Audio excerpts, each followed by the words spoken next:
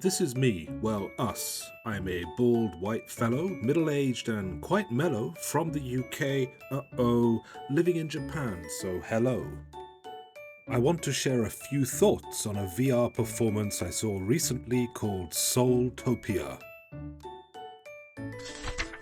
It was made by Saeborg, an artist whose performances often use latex suits in the form of farm animals.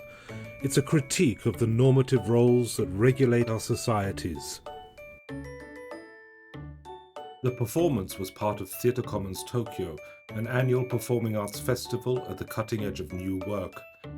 The VR platform for Soultopia was the ever-popular VR Chat, which hosts thousands of user-created worlds, some of which are simply astonishing.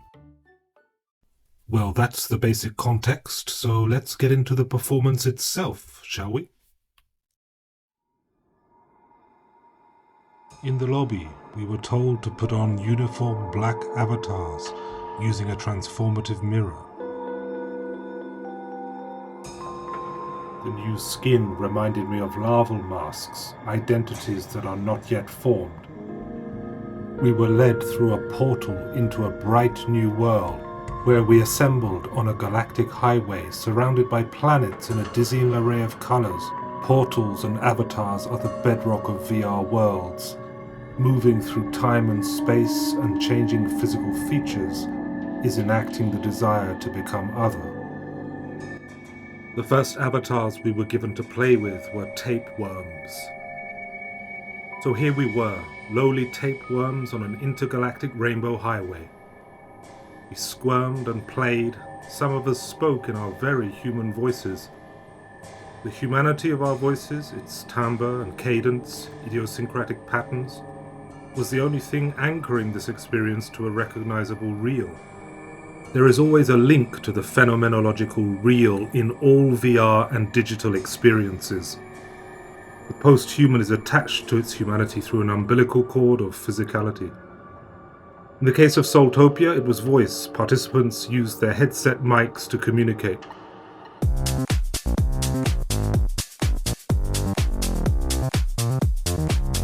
Then suddenly a large red planetary body with a booming voice cut through the play.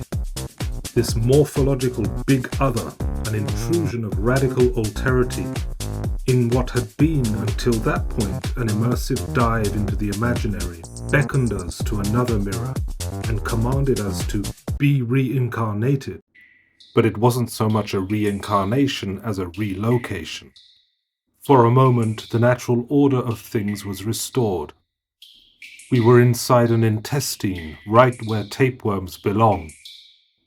We could even manipulate the pieces of poo that lined the floor.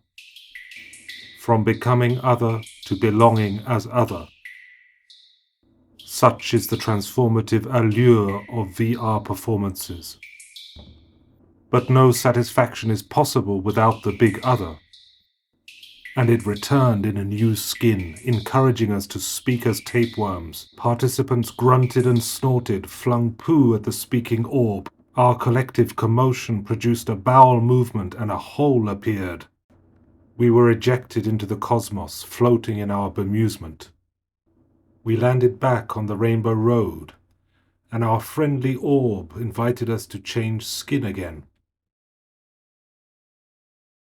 Sheep, cow, chicken, pig, those were the options in the mirror.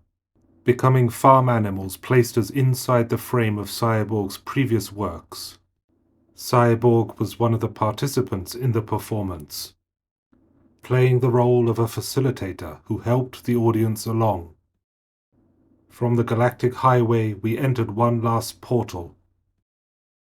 Once more, we found our rightful place in this ethereal universe. A farmyard, complete with cabbage patch, mud pit and big red barn. We roamed the fields, bathed in mud, before congregating at the barn.